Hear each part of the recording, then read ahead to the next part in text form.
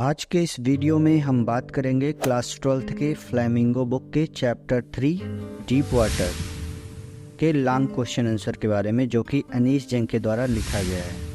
आज हम इस चैप्टर के 5 लॉन्ग क्वेश्चन आंसर, जो कि बहुत ही एग्ज़ाम के पर्पस से इम्पोर्टेंट है, उसे आज एक्सप्लेन करेंगे। तो बिना समय वेस्ट किए लेट्स स्टार्ट दिस वीडियो शुरू करने से पहले हम आपको बता दें, यदि आपने अभी तक इस चैप्टर के समरी या शॉर्ट आंसर के वीडियो को नहीं देखा है तो इस वीडियो के डिस्क्रिप्शन में जाएं या ऊपर आई बटन पे जाएं, वहां पहले समरी या शॉर्ट क्वेश्चन आंसर को देख लें, उसके बाद लॉन्ग आंसर को देखें। तो आज की इस वीडियो में पहला जो क्वेश्चन है इस चैप्टर का, जो कि काफ़ी इंपॉर्टेंट है, पहला पूछा गया है, what was the fear of Douglas, how did it come in the life of Douglas. पूछा गया है डगलस का क्या डर था, वह उसके जीवन में कैसे आया, यानी डगलस के जीवन में यह डर कैसे आया। आंसर है the fear of Douglas was water one on 2 different occasion. मुख्यतः है जो डगलस का जो डर था वो पानी था। क्यों आया था, क्या वजह था, इसके पीछे 2 रीजन थे, 2 ऐसे समय हुए थे। It came in the life of Douglas, जो इनके जीवन में आया था। First time at the age of 3 और 4, पहला जो घटना हुआ था इनके साथ वो 3 या 4 ईयर के समय हुआ था। He was standing on the beach of California with his father. जब वो कैलिफोर्निया बीच पर अपने पिताजी के साथ खड़े थे, there then wave knocked him down and swept over him, और वहाँ अचानक से वेव आ जाता है और उन्हें पानी में बहा देता है। He was buried in water, और वह पानी के अंदर चले जाते हैं। हिज ब्रीथ वॉज गॉन, और उनका जो सांस था वो जा चुका था। और इसी तरह से जो दूसरा ओकेजन था, on the second occasion he was thrown deep into the YMCA pool by a muscular boy. कहानी में आपको बताया गया है कि सेकेंड ओकेजन में जब वो YMCA पूल के पास बैठे हुए थे, तो उसी समय एक लड़का जो कि हट्टा कट्टा होता है वो आता है और उन्हें उठाकर नदी में फेंक देता है। ही स्ट्रगल्ड हार्ड, और वह बहुत ही मेहनत करते हैं, and made 3 different attempts to get out of water, और पानी से बाहर निकलने के लिए 3 बार अथक प्रयास करते हैं। But he went on deeper and deeper, लेकिन वह उस गहराई में चले जाते हैं। A stark terror overpowered him, और उनके अंदर एक बड़ा डर बैठ चुका होता है। The very site of pool, river और लेक सीज्ड हिम, और इस तरह से किसी भी नदी, तालाब या कोई भी झील जब भी उसके सामने होते थे तो वह पूरी तरह से डर जाते थे। He was followed by terror, और वेयर एवर ही वेंट, वह जहाँ कहीं भी जाते थे तो पानी का डर उनके साथ साथ होता था। तो इस प्रकार ये क्वेश्चन यहीं पे हो गया कंप्लीट, और काफ़ी शॉर्ट और बहुत ही इम्पोर्टेंट है। बेसिकली आपको इसी तरीके से तैयार करना और इतना ही लिखना है। सेकेंड क्वेश्चन है, what incident did Douglas face at the pool, what was its effect on his life. पूछा गया है पूल पर डगलस ने किस घटना का सामना किया, उस घटना का उनके जीवन पर क्या प्रभाव पड़ा है। तो इसका भी आंसर पहले वाले की ही तरह जवाब है, Douglas went to the pool when no one else was there. Douglas तभी YMCA पे जाते थे जब वहाँ कोई नहीं होता था। द प्लेस वॉज क्वाइट, और जिस समय आए हुए थे उस समय काफी जगह जो था पूरा शांत था। The water was still and tiled bottom was as white as clean as bathtub, और जो वहाँ का जो फर्श था, नदी का जो फर्श था, वो नीचे का जो बॉटम होता है वो बिल्कुल वाइट दिख रहा था, मतलब पानी शांत था, साफ सुथरा सब कुछ दिखाई दे रहा था। Douglas was timid about going alone. Timid का मतलब था कायर। डगलस जो थे वो अकेले जाने से डरते थे, उनके अंदर कायरता थी। So he sat on the side of the pool, इसीलिए वो नदी के किनारे बैठ जाते हैं। He had not been there long, और अभी ज़्यादा समय नहीं हुआ था वहाँ बैठे। In came a big bruiser of a boy, तभी वह एक बड़ा सा हट्टा कट्ठा ब्रोशियर बॉय आता है। प्रोबेबली 18 ईयर्स, लगभग उसकी उम्र रही होगी 18 साल। ओल्ड केम आ जाता है, एंड ही येल्ड का मतलब था बोलना, और वह कहता है, बोलता है स्किनी का मतलब कहता है ओ पतलू। How would you like to be ducked, पूछा कि कैसा लगेगा अगर तुम पानी में चले जाओ।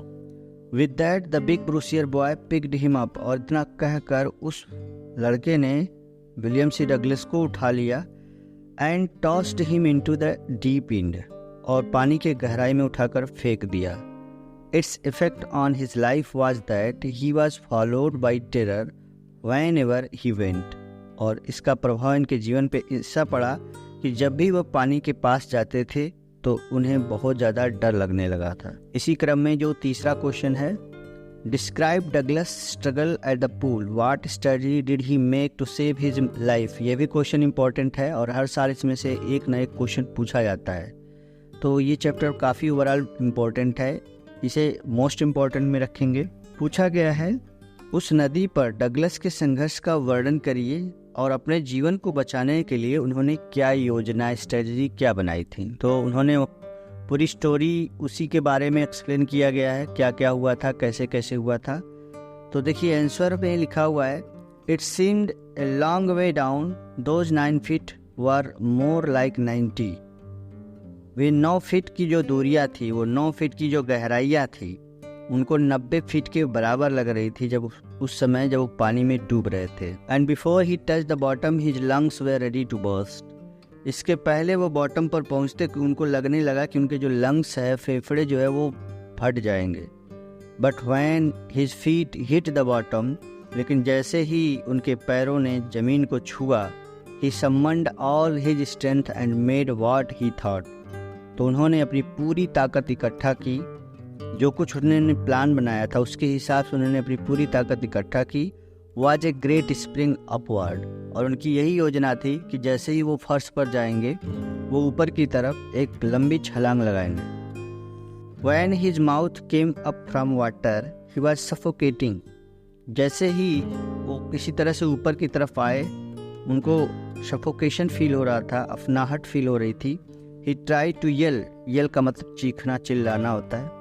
तो वह चीखना चाहते थे, चिल्लाना चाहते थे, but no sound came out, लेकिन कोई आवाज़ नहीं आता है। He try to bring his legs up, वो अपने पैर को ऊपर की तरफ खींचना चाहते थे, but they hung as dead as weight paralysed and rigid. लेकिन उनके पैर ऐसे हो चुके थे जैसे मानो पैरालाइज्ड हो गया हो, लकवा मार दिया हो और पूरी तरह से कठोर हो चुके हों। A great force was pulling him under, और उन्हें ऐसा लग रहा था जैसे मानो पानी के नीचे से कोई बड़ी ताकत खींच रही हो।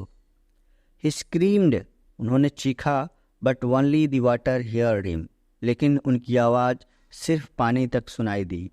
ही started on long journey back to the bottom of the pool, और इस तरह से वह वापस उस नदी की तरफ दोबारा डूबने लगते हैं। इस type he tried 3 attempts but every time he failed, और इस तरह से वह उन्होंने 3 बार प्रयास किया और लेकिन हर बार वह असफल हो जाते हैं।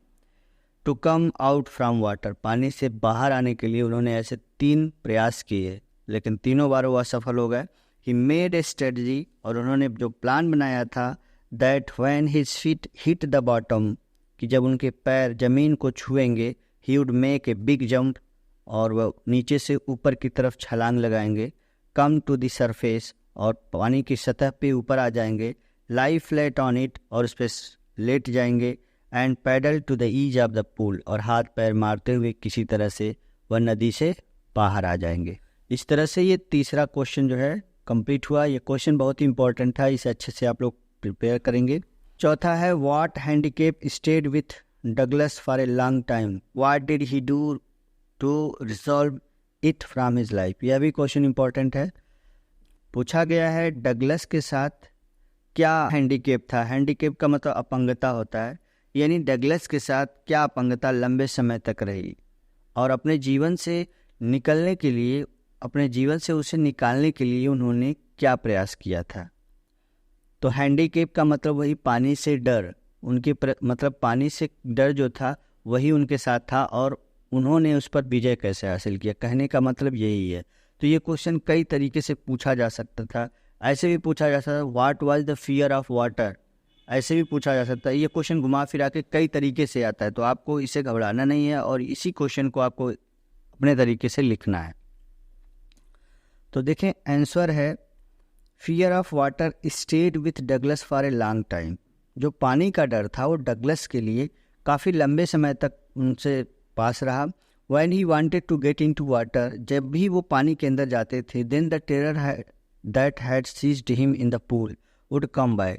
तो जो डर उनको अपने वश में रखा हुआ था, यानी जो डर उनके अंदर था, वह जैसे ही पानी में जाते थे वो वापस आ जाता था.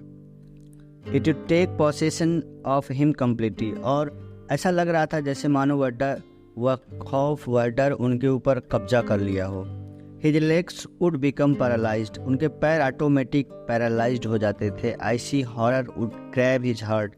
और उनके दिल में एक ठंडी डर बैठ जाती थी. To resolve it from his life. और इस चीज़ को अपने जीवन से समाप्त करने के लिए he decided to get an instructor. उन्होंने एक इंस्ट्रक्टर रखने का प्लान किया. And learn to swim. और तैरने के लिए उन्होंने सीखने का प्रयास किया. He went to a pool. और वह एक पूल के पास जाते थे. And practised 5 days. और सप्ताह में 5 दिन प्रैक्टिस करते थे. An hour each day.